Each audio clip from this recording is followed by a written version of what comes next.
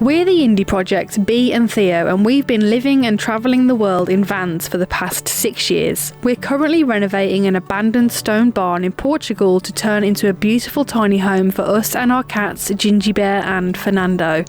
Follow our journey from the very beginning as we document the whole process of creating an off-grid home.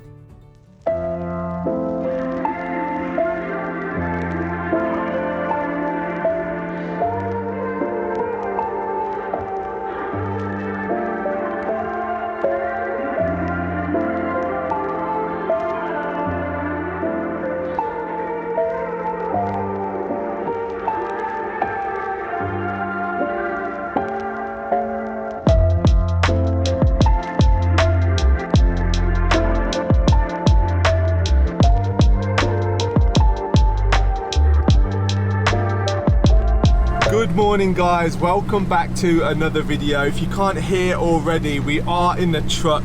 It's super loud, so I'm having to shout a little bit, but today is going to be a good day. It's action packed. We've got a lot to get on with, as well as starting some more building on the house. We just went over a speed bump, but we are on the way to a scrapyard that we know of to try and get some corrugated iron for our raised beds.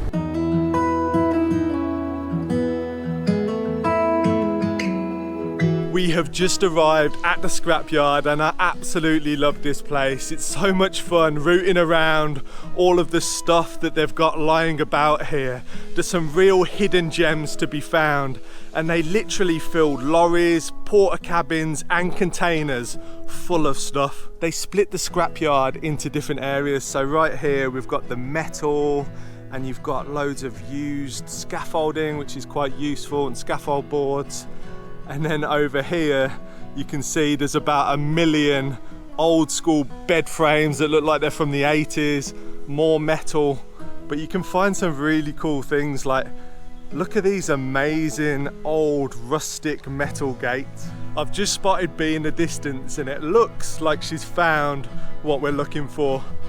This is exactly what I wanted. I had in mind old, rustic, used corrugated iron, and I found a whole heap of it. Some are some different lengths, so we want to make sure they're all the same. So we're gonna have to take a couple off to find the perfect 6 that we need, but I'm really happy with the ones I've seen so far.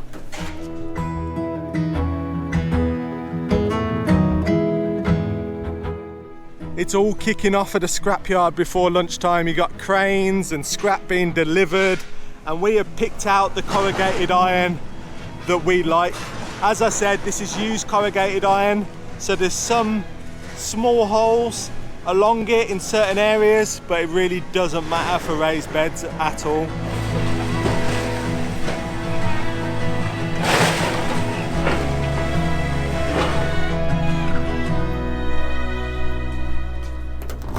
It's really hard to find a member of staff who isn't busy or who is actually willing to talk to us. It can be a little bit funny place in these scrapyards, but we're just taking measures into our own hands, and I'm driving the truck down to pick up the corrugated iron.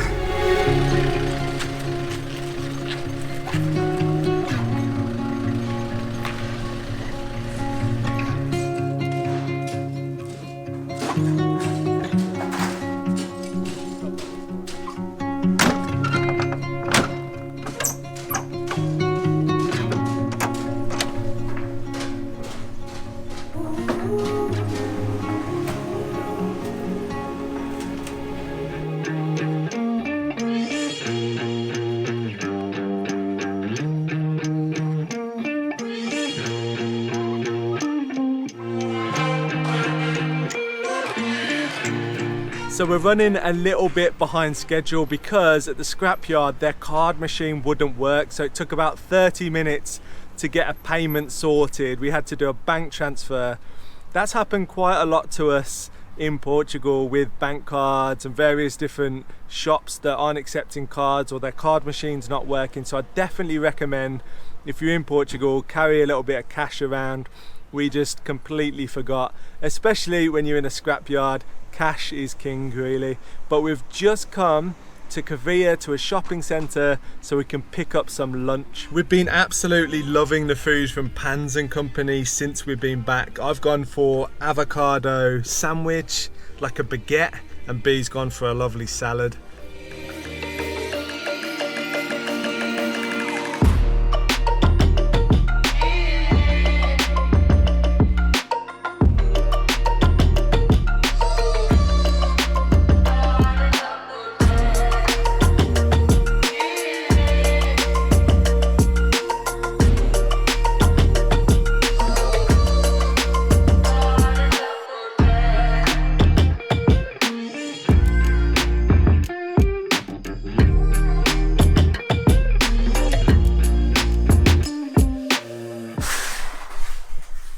So here is our material for our raised beds, and I'm just trying to figure out where it might go, but they're pretty big. So 2 of these, and then we've got some wood where we're going to make a lower, longer bed. But these are 2.5 meters long and they're pretty high, and this should be really nice because we can throw all of our scrap wood, all of our broom that's just rotting down, create some really nice compost and soil at the bottom. And yeah, it's going to be good. I think this is going to be ideal for growing stuff. And the nice thing is about these beds, I think, is there's not a lot of bending over. It's going to get uncomfortable if you're spending all your time on the floor, whereas these, we can grow everything at hip height. So when you go to pick it, it's much nicer.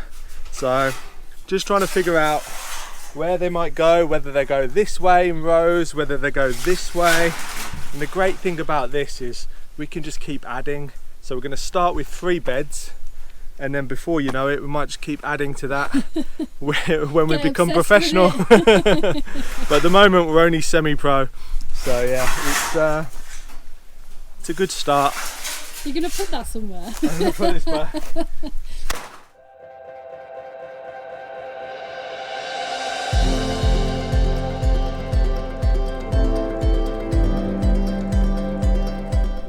Walking up to the barn and I spotted some puffball mushrooms, which I didn't know were edible until our friends Nick and Andrea told us, and I found a few. They're pretty tiny, but apparently if you cut them in half and they're white all the way through, then they're safe to eat. So far this is my miniature bounty. They are so small, but I love this kind of stuff. It's really exciting.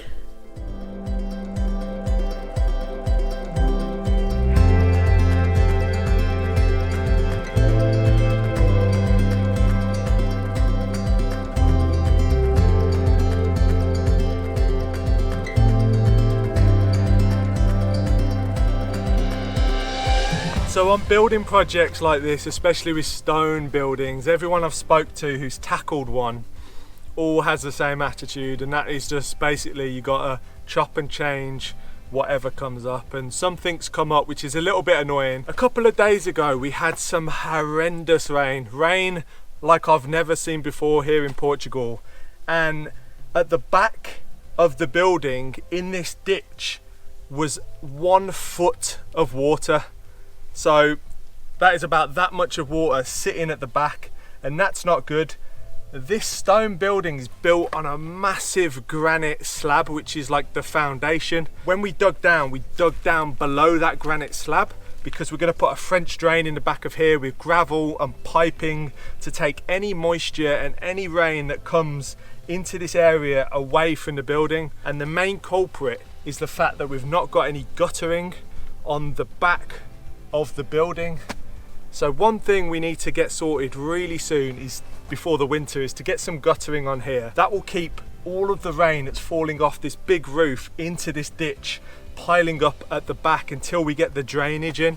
The problem was it went higher than the granite foundation slab, so then water started to seep in because this back wall's not being pointed yet.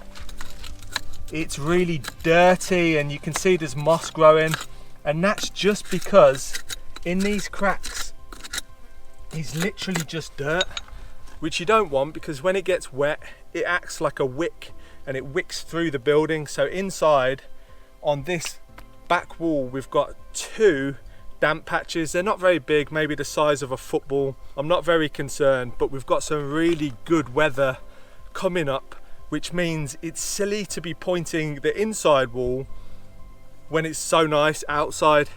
Soon it's not going to be so nice outside, so it makes sense to get this done now, and then we can move inside. On the rainy days I can be pointing on the inside, that's not a problem. So tomorrow I'm going to tackle this. I've ran out of light today. By the time I do a mix, it's going to be, well, it's going to leave me with about an hour left of pointing, which is just pointless. But I think that I can get this done fairly quickly. My pointing is a lot quicker since I did the other wall. I'm getting faster and faster and better. So I should be able to knock this wall out. It's still going to take a long time, pointing does, but I'm going to put a podcast in my earphones and just get to it tomorrow, and just, at least if I start, then I can carry on.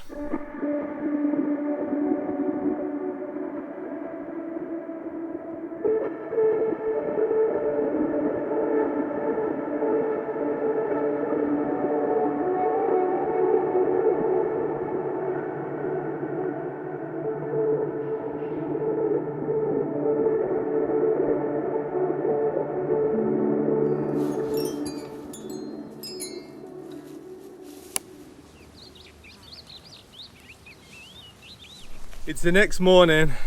We ran out of light last night and I'm by the mixer because I'm about to do a mix of lime, ready to start pointing. There's a few little things that I did last night and there's a few things that I need to do this morning before I actually put the mortar in the wall, but I'll make sure that I explain what I'm doing every single step.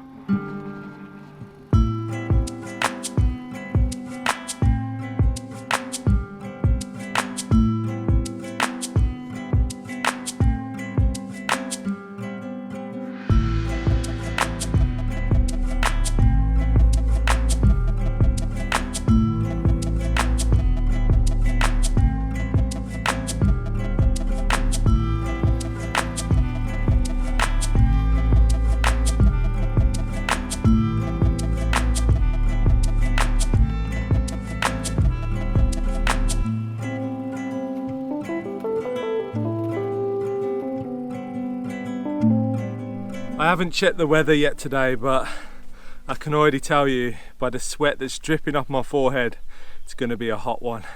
I haven't been moving around that much. I've done the mix and now I'm going to get the vacuum cleaner and I'm going to clean out all of the joints. So yesterday I raked them all out, which was basically going with a chisel and a hammer and getting rid of any little stones that are in the way that don't really work.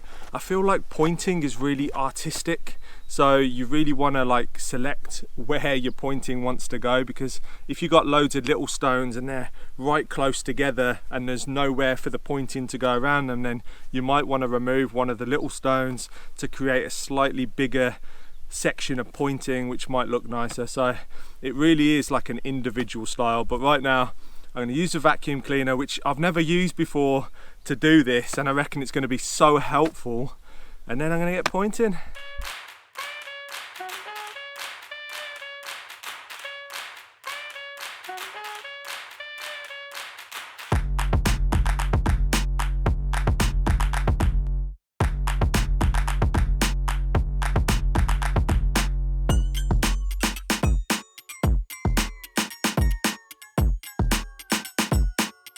I don't know if you'll be able to see on camera, but the vacuum was very good, and you can see, well, I don't know if you can see, but I can see that the joints now are super clean, which when you're pointing, you want them to be super clean. You don't want any loose dirt or old mortar in there. You want to scrape that all out, and the vacuum does a really good job. I'm going to go back to the mixer, fill my bucket, and then make a start. I'm not going to lie, I'm going to be a bit slower today. It's been at least a couple of months, well, maybe 3 months since I last did any pointing, so I'm going to be a little bit rusty, but I'm actually looking forward to it. You got this.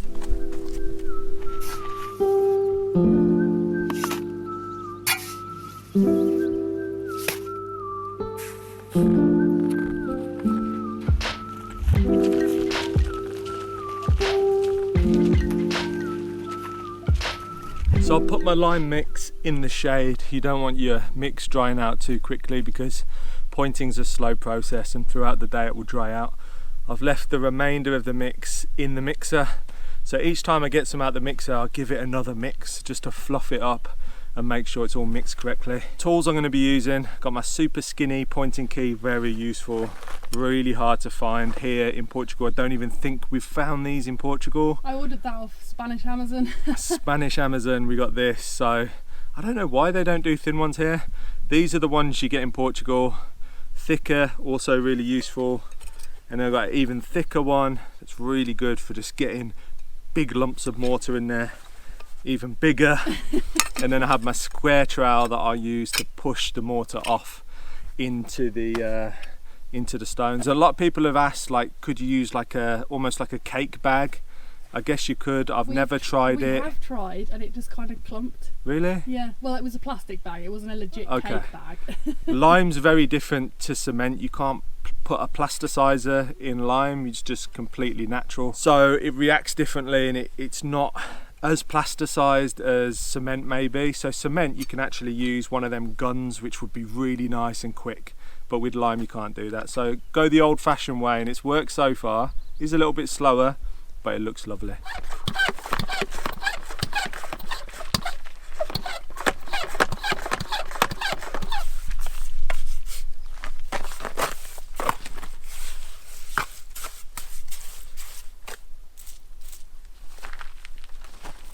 The first thing you're going to want to do when you're pointing is make sure you wet the area where the mortar's going. So try and keep it off the stone as much as possible, but spray water in between the gaps where you're going to be pointing. Basically, if you do it dry, it will really shrink and maybe crack, whereas this just helps it also stick better as well. So it's definitely worth doing. If you don't do it, it's never going to turn out well.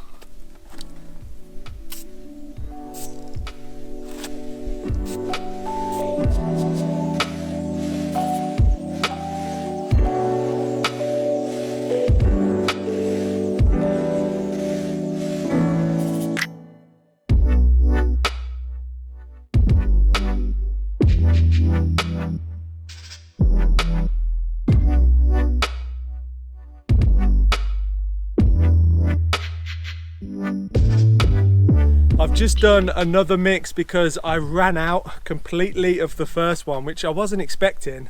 That's a lot of mortar that's gone in this section of wall, but these gaps are really deep and you want to pack it all the way in and make sure they're filled up. Also had to rebuild a section of the wall down here because that was a rat's nest living in there, and there was probably, I'd say, a good 12 inches of space that was just hollow where the rat had hollowed it out. Wow. So I had to fill that all back in with stones and build it back up on the inside.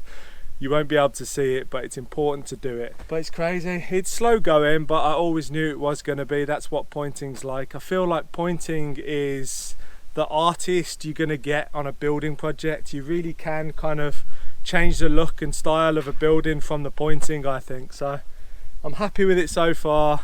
I've got my new mix, I'm ready to go again. It's already transformed the wall, just looking at it, you can see here and there. Totally different, it's amazing. Looks nice, doesn't it? Yeah, it's lovely. And the main thing, weatherproof. Yeah.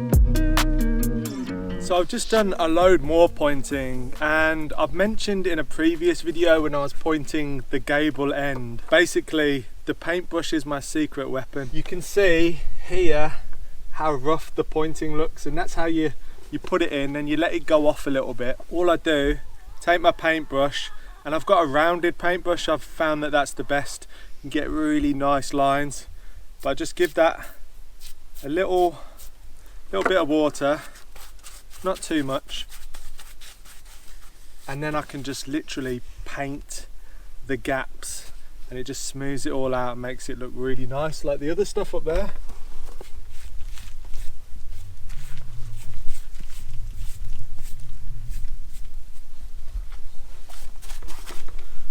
Pretty simple process, really. It really transforms it, actually. It's amazing. It's the same thing with when you're plastering a wall or rendering a wall, using the sponge float and just bringing the aggregate to the surface, and that's the same thing as what this is doing. It just makes it have a more kind of smooth, rustic feel.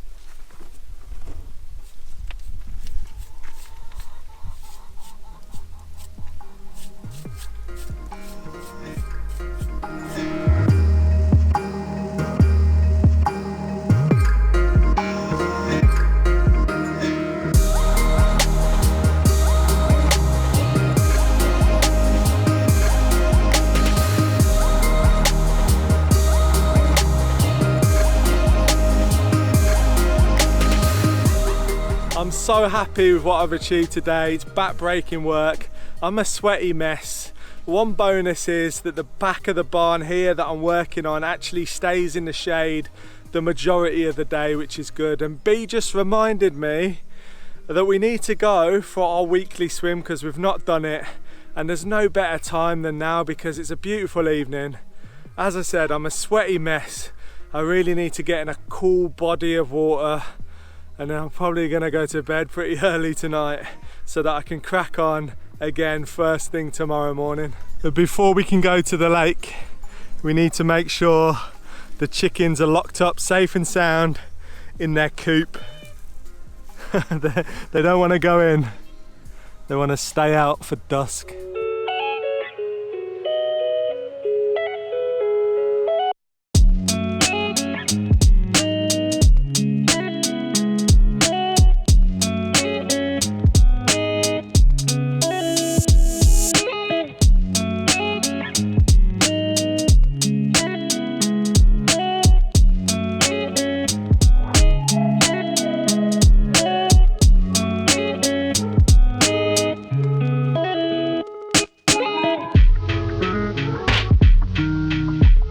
It's fair to say that I'm very ready for my weekly dunk in the lake, and it's such a beautiful evening. It makes it all worthwhile working hard on the land to come down here and freshen up a little bit.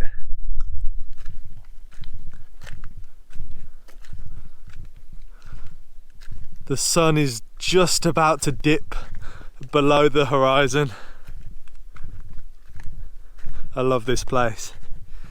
The water's definitely not as calm as it was before, a little bit choppy, and you can see here all of the lime stuck to my arm and under my watch. I need to clean that off, and my hands. It gets everywhere, this lime. Every time we come to the lake, and now especially that we've got a nice warm shower at home, I don't know why we do it to ourselves. It feels really cold today. It's not cold still. Bring on December. December's going to be the hardest month.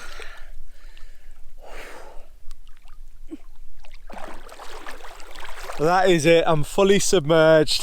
Feels really invigorating and lovely. Had a lot of time to think today while I was pointing.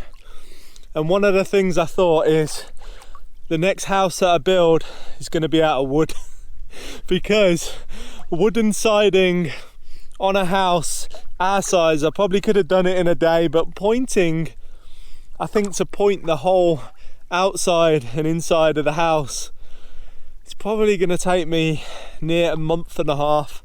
So it's a long, slow process, but there is something really special about having and living in a stone building. I cannot wait to move in, and we are making moves forward to make that a reality. And I hope you've enjoyed this video. Thanks for tuning in, and catch us on the next one.